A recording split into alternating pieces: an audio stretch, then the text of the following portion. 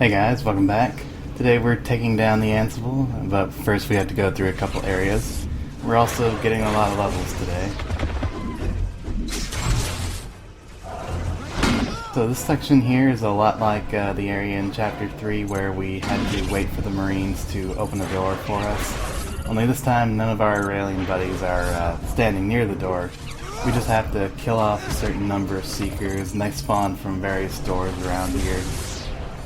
Right there we got flip dodging, which means we can no longer cartwheel all over the place. Flip dodging is just a little different. You can leap further, but it doesn't really do much of anything different otherwise.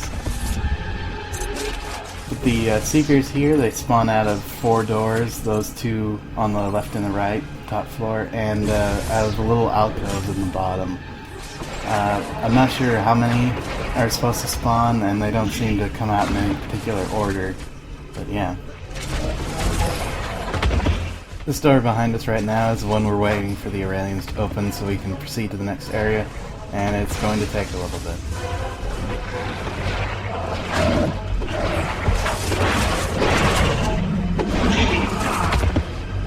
This video is also the last hurrah for the Seeker Titans, and you'll be seeing plenty of them.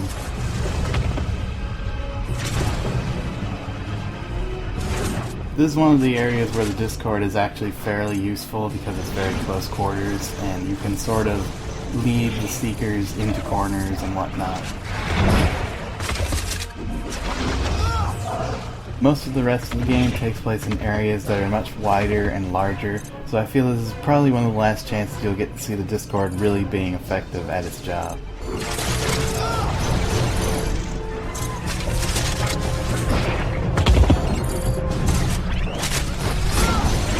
In fact, the second half of the game is a lot more open-ended than the first half. The first half does have a lot of big environments, but from Chapter 4 onward, you have some massive environments. Chapter 6 in particular has some really big maps, and I'd say that it's probably the biggest maps in the entire game.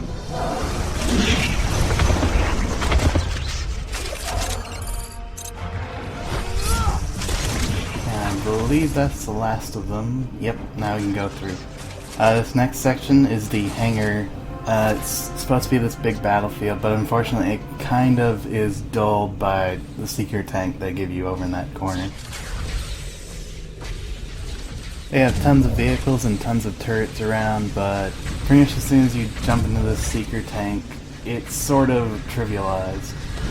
It's a little disappointing. I kind of wish they had actually reduced the power of the Seeker tank's shots, because you can almost take out anything a couple blasts.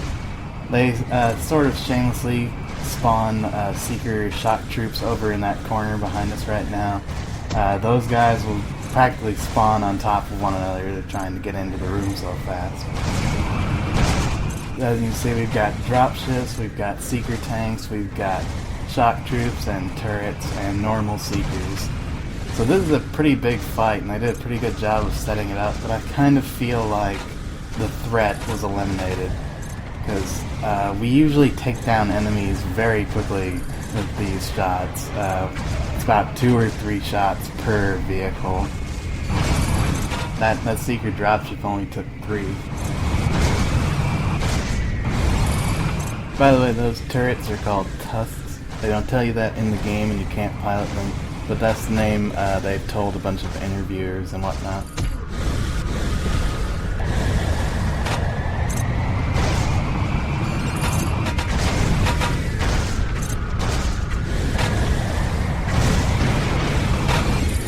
And what I like to do in this area is I like to drive up this little path of the Seeker tank and go to the room upstairs where we're supposed to exit this area, because they spawn a Seeker shock troop in here, and I just like to fire inside and clear that out.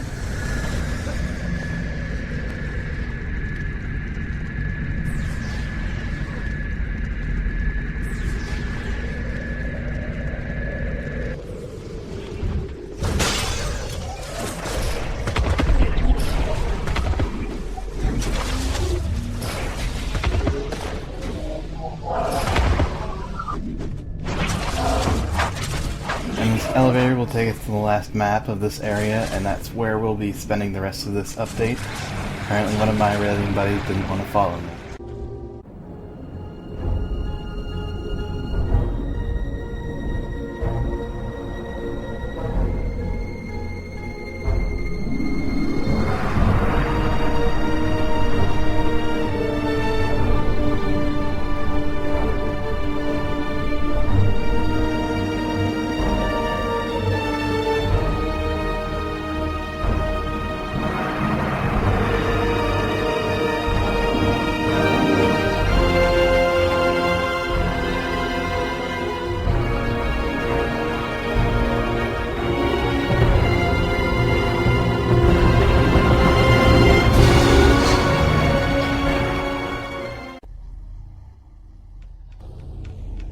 Exalted One, we are about to enter the relay chamber. If you can trigger the 4 polarity switches on each of the beam podiums, my fellow warriors and I will hold the Seekers back.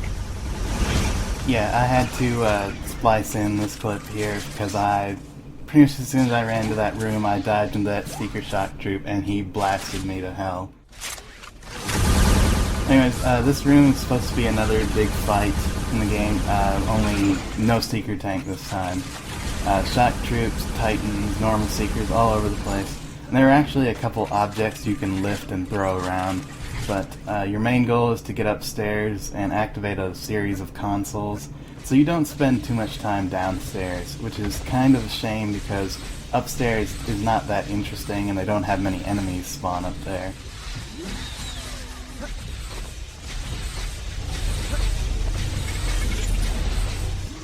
Well done, Exalted One.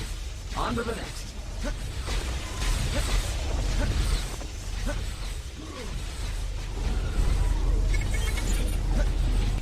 The Seekers grow agitated. They begin to suspect. Throw the next switch, human. Only one more and the substation's Dirac beam polarity will be reversed.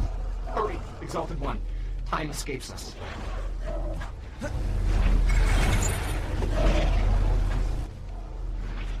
Perfect. The beam has been looped back upon itself. Run, my warrior. The Seekers are even charging out for a no signal. And if that doesn't emphasize how overpowered Time Damned is, I don't know what does. We got some kick fatalities and stuff, a couple levels there. We'll see a couple of those in just a little bit. Grenades are pretty ineffective against Seeker shock troops, as you can see. Even if you had a complement of human grenades and Seeker grenades, you would not be able to take one shock troop down. You have these tusks over here, which are pretty problematic because they don't give you any high power weaponry here. So your best option is kind of just to use Surge repeatedly.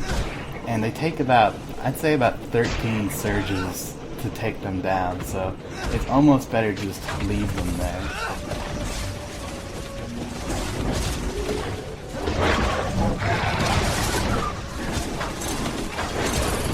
Best to stay in an area where you can stay out of their fire, though.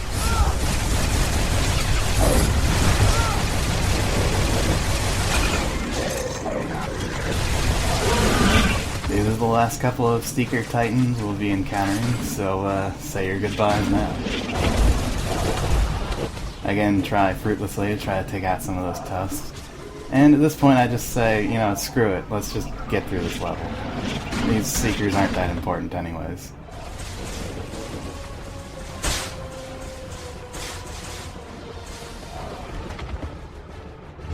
And we're now at the final section. They give us some sniper rifles to shoot some Seekers around here.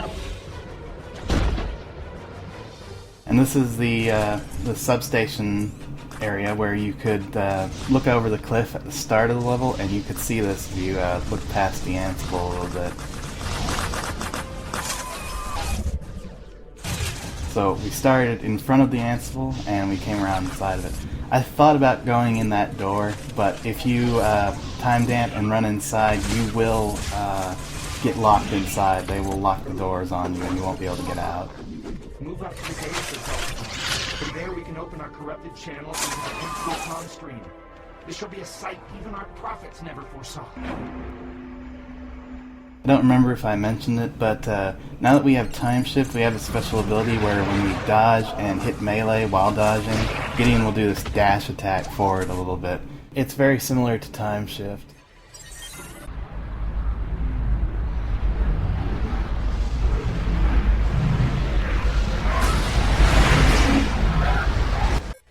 Victory!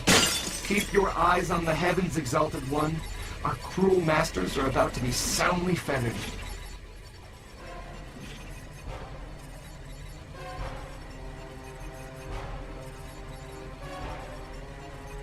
Unfortunately, they don't give us any sound effects for the Antsville exploding, but it explodes pretty well. Anyways, actually best you stay inside here because a bunch of Seeker dropships start hanging around outside us. You can see the Seeker destroyers all around, and there's a dropship. But I wanted to see if I could at least get a view of the Aurelian hover tanks, there they are.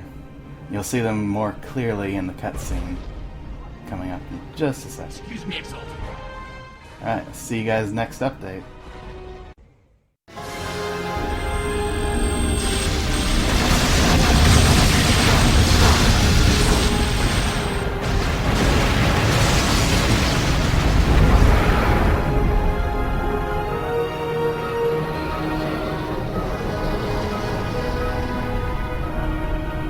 Has Marin gotten word of what happened? She'll want to hear about the ridiculously flawless victory we pulled off without her. The Exalted One will delight in relaying his heroism, it would appear. Come on, Norm. Is it wrong for me to be excited about overcoming incredible odds and defeating an enemy who's not only evil, but annoyingly smug? Well, no, Exalted One, but... And doing it with such style! Now I suspect that it is my translator that is malfunctioning. Baneth, my friend, can you connect me to the Council? Our next steps will need to be taken swiftly. Commander, I'm getting word from the capital. There has been a coup. A coup? But who would do this? I thought we had routed out all of the opposition. Did Savan have any other admirers? He seemed like the type who would surround himself with other type of... With true Aurelians, who don't want the blood of our people shed in vain. I will not see our millennial debt spurned.